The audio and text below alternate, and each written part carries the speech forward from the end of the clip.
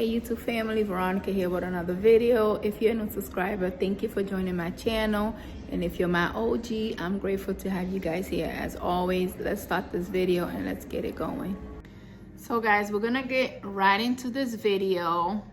So this channel is to learn things about me that you guys don't know. So it's my job to come on here and let you guys know everything about me. And that's the only way we're gonna grow together. I don't want no secret to be left out. So I'm just gonna come and talk about how I got pregnant at 16 and how I became homeless, okay? Where I used to live with my father, obviously, because I was a minor. But my father, he ended up meeting a new girl at the time, and he ended up banded the whole house.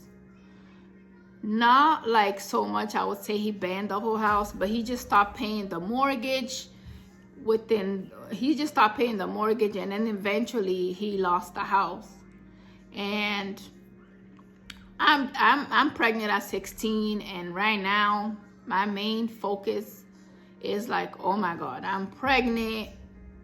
My dad just lost the house. What am I gonna do? Like, where am I gonna live? And my dad, to be honest with you guys, when he lost the house, he didn't even care about us. He just picked up and left. And I think I was 11. My sister was 11. My older sister probably was the only one that was 18 years old. And my brother was older too. So me and my sister, we was both 11 years old when my dad left us. And that's the story. And I'm sticking to it. That's why we're here, to tell the truth, nothing but the truth. So here I am, pregnant at 16, and have no idea what's about to go down with my life, because clearly I am shooting to be homeless, because the only family that I had was my dad, and he definitely left us. He abandoned us like we was nothing. He just picked up and left and went to go live with his girlfriend and didn't give two crap about what's happening to us. So it's okay. But my sister, she ended up, she had a job at the time, and the guy that bought the house was kind of nice. He was like, he let us stay there, but he was in the process of fixing his house. So he gave us a certain amount of time to get out the house. And I could never, ever forget this guy. He was so nice. His name was John McCarthy. And he let us stay at the house for a while, because he just gave us, let's say, like 3 months. He gave us 3 months because he said he still needs this house because he just bought it. He was going to fix it, to rent his home, which is pretty understandable. So at the time, it was just like everything was just coming to my head. I'm like, I'm pregnant at 16. I don't have nowhere to go. What are we going to do? So here I am. I'm thinking that because when my dad put me here, I was living with my brothers and my sisters.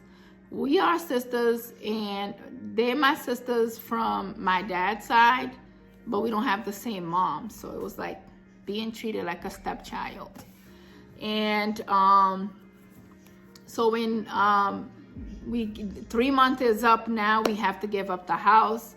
So my older brother, he ended up buying a house, and he watches my video right now. Hey bro, he be watching all my videos, so y'all know my stories be real when I sit here and be talking to y'all. So my brother ended up buying the house at the time, and my aunt was still living upstairs on the second floor. Me and my sisters and my brother, we was on the first floor, and some other lady that lived on the third floor. But the most important focus that my brother was focusing on was my aunt upstairs and the people that was downstairs. So I'm thinking when my brother bought the house, I was gonna go move in with them at the new house. But unfortunately, that was not the story.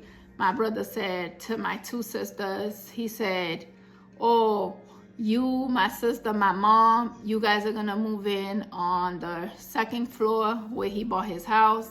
And then he told my aunt upstairs that he told my aunt upstairs that she was gonna move into the third floor, and him and his wife was gonna live on the first floor.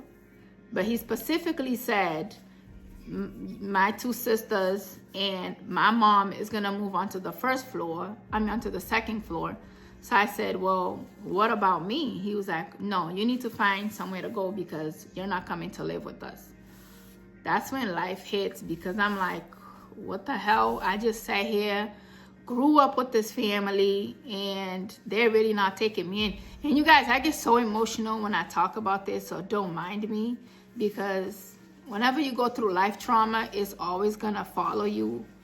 And I don't know if it happens to you guys or not, but I just like to come on here and tell you guys my truth and nothing but the truth. Hold on. So he said, you can't come live with us and you have to find somewhere to go. And that's when I was like, oh my God, like, where am I gonna go? I have no other family here and I didn't have nowhere to go, y'all. He really left me to be homeless. Me and my brother, we have a cool relationship now. I'm sorry, y'all. We have a cool relationship now because I'm the type of person, I have a good heart. I forgive people and I move on. I try not to hold my past with me. But at the end of the day, I'm still human. It's gonna hurt me for what I went through. And it still hurts me until this day because they're supposed to be my sisters and my brother. Like, none of my sisters said, oh, don't leave her behind. She has to come with me. She has to come with us because she's part of our family. None of them tried to save me. And they just picked up and left. And I just had nowhere to go. I'm sorry. I hate crying. And I never cried. Like, this is weird. So they just left and I had nowhere to go. And then my cousin was so nice. She's like, oh, I'm gonna help you find a house. Don't worry about it. Shout out to Anna if she watches my video. I will always appreciate her until the day she dies, because she was literally the only person that came and helped me. She actually did everything that she had to do to help me get a house, even though I was homeless. I didn't have nowhere to go. And I was pregnant in the beginning of my pregnancy. And with all the stress that I went through, I just thought that I was going to lose my baby at the time, because picture being pregnant at 16 and you're going through all this stress knowing that you're gonna become homeless with a newborn. That is the worst fear in life to have, you guys. So if you have your home right now, be grateful, appreciate everything that you have, because life could really hit you in the matter of a second. So they moved. My brother bought the house. My sister and them, they all moved in. None of my sisters, even though I love them now, and I love my brother, I still love him. None of them said, oh, come, you can't leave her behind. When he said I can't go, that's his house. What are you gonna do? He's paying the mortgage. You can control who he's taking in his house. So I don't hold it against him, because hey, people make mistakes. He's grown now. He goes to church. And I'm pretty sure God has forgave him because of that. But it's just something that it's been hurting me so much, because this is stuff that I have to live with forever.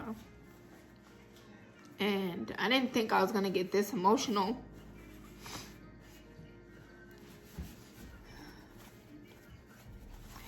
Doing this video for you guys.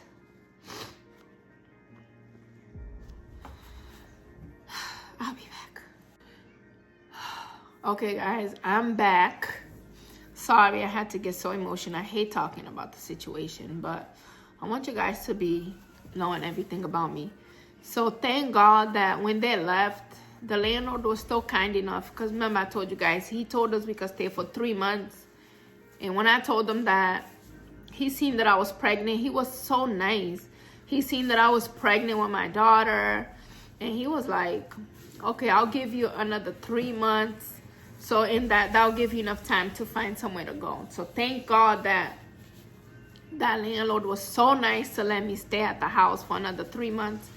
Then my cousin was in the process of finding me low income house to move into, which she did. She ended up finding me one, and I ended up getting my apartment like a year later. So within the whole beginning of my pregnancy, I was hopping from house to house and had nowhere to live. And none of my sisters, my brother, they didn't take me in. Okay, so none of them took me in. So it was just like, damn, in life, things could really get you. You could really get like messed up in life, because sometimes family is just not gonna be there for you when you want them to be there for you. Okay, so I ended up getting my house eventually a year later, and then I had my daughter, and I was thankful for that. We didn't have to go live in the streets because I literally had nowhere to go. But the only person that saved me at that time, it was the landlord. Because if he would have told me I had to leave that week, which we were supposed to leave, I literally would have been in the streets, because my brother just basically said, you can come to my house to live there. And none of my sisters was like, come on, you can't leave her behind. They all left and just left me behind like I was trash. And even I love my, like, I'm not here to bash nobody. My brother know I love him right now. I have love for my brother, and I love my sisters. I love them to death. But what they did, it was not nice. Okay, living with stepsisters and stepbrothers is that you get treated so bad. And I remember my brother, even though I was young, but I remember everything because I wasn't so young. I was 11. He would grab my other sister. He'll take her to Burger King and put her in his nice car, take her to Burger King, go feed her. And all I remember, I would just stay on the window and just looking at them leaving like, damn, I wish I could have went. I want Burger King. I wanted to go try out some Burger King. I'm trying my best not to cry, so don't mind my voice. But he used to take my other sister, the one with me and my sister, we're the same age. My dad had her mother pregnant and my mom pregnant at the same time. So when my brother used to just take her out to go get food, I used to just stay on that window like a miserable child, just looking at her going to get food, and I couldn't go. So stepbrothers and stepsisters could really be mean, which they was mean to me. They're not mean to me now. Obviously, we're grown and we put the past behind. But when I was a child, they treated me like crap. Okay, I was not treated as a family. Even as an adult now, sometimes they do family stuff. They don't even be inviting me. They don't do none of that, and that's why sometimes I keep my distance. I just keep my distance, and people be like, she keeps her distance. If I keep my distance, it's for a reason, because they don't treat me like a sister. It's like, yeah, I am a stepchild, but don't treat me like a stepchild. You're supposed to be treating your sisters equally, regardless of what goes down. And y'all, when my brother used to take my sister out to eat, I used to be so sad on that window. God, not the crying again. I don't think I'm going to finish this because the crying is not going to let me. And you know what they said, when people's telling the truth, it hurts. When you're speaking the truth, it hurts so much, y'all. I'm so sorry. This was not planned for this video. I thought I was just going to come on here and give you guys a quick story, and it was going to be it. But unfortunately, the past still lives inside of me, and it's sad. I thought I've got over it, but I guess not. So I couldn't get the food. I used to stay on that window so sad and depressed. Like, damn, So when I got finally when I turned 18 and I got my shit together, I looked at my daughter when she was born. I was like, I'm going to do everything that I can for you. Because I would never treat my daughter how they treated me. And I think I'm grateful for the way that they treated me, because that made me a strong person. And it made me a good mom. I think I became the best mom in the world because of what I went through in life. And it made me strong, because now, no matter what my kids want, I give it to them, because I think about how my brother would bring my sister to Burger King and not take me. So I'm like, whatever my kids want, I give it to them. And a lot of people be like, you spoil your kids too much. Yes, I'm going to spoil my kids, because you know why? Because I never had what I wanted when I was a child. I went through hell. And I lost my mom when I was 7 years old. So I didn't have nobody here. When my dad put me here from back home, I didn't have no family here. It was just me, my father, my sisters, and my brother. Those are the only people I grew up with and I knew. And those are the same people that picked up and left me behind to be homeless. So it's not because I spoil my kids. I want my kids to have what I didn't have. What I didn't have the opportunity to have when I was a child. Because I literally went homeless and nobody was there to help me. But my cousin Anna, she's the only person that helped me and kept me off the street, thank God. And the landlord that came and saved me. Y'all, I was so homeless.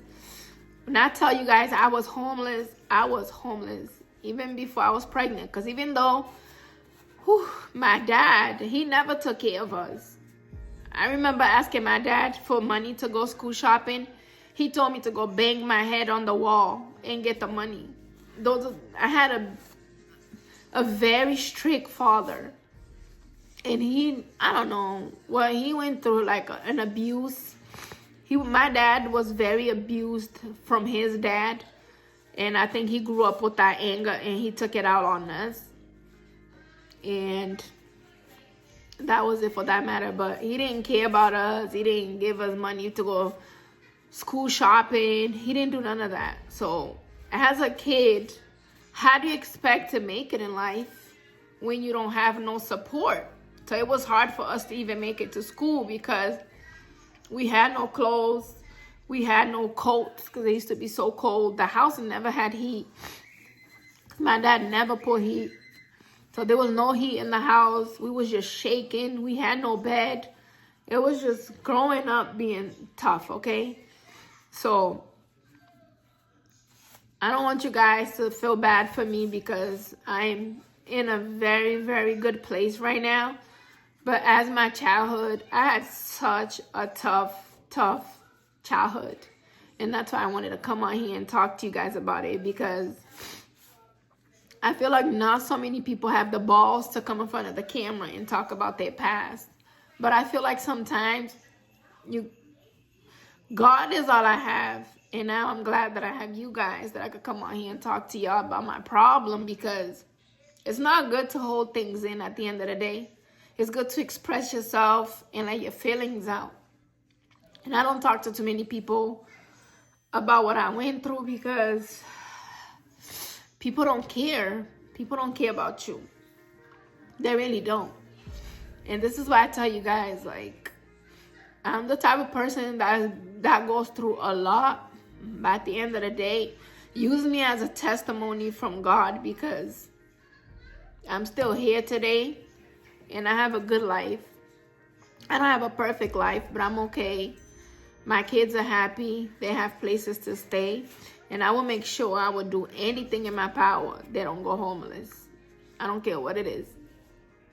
Because that is one of the worst things you could go through in life, is having the thought that you're about to go homeless. And y'all, I wish I could sit here and talk to you guys more But honestly, I can't. It's so much I could say. I could probably do like a part 2 to this video when I'm less calm. It's like the more and more thoughts are coming to my head about what I went through, the more tears keeps coming out. And it's pissing me off because I gotta edit this video and you guys gotta watch me like this. But I don't care because this is my story and I'm telling you guys because why not? And I want you guys to know a little bit about me, at least learn about me as we grow. So I'm gonna end this video here because I'm really, really emotional right now and I don't think I could finish this video, y'all. I'm so sorry. So whatever it is, little tips that I gave you guys on here, I think I'm just gonna leave it on there. But if I'm up to it, if I feel like I'm not gonna cry, but it's hard to come on here and speak your past and not to shed tears. That means I thought I healed over the situation, but clearly I'm not healed over it. So I'm gonna end this video here.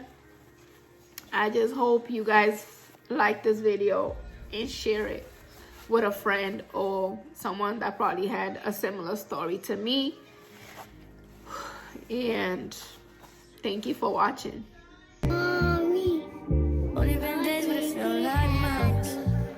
I'm my child. I'm behind. Fast and do what you want. I'm at much high. At this time, doing what I want. Hope you know. Yay!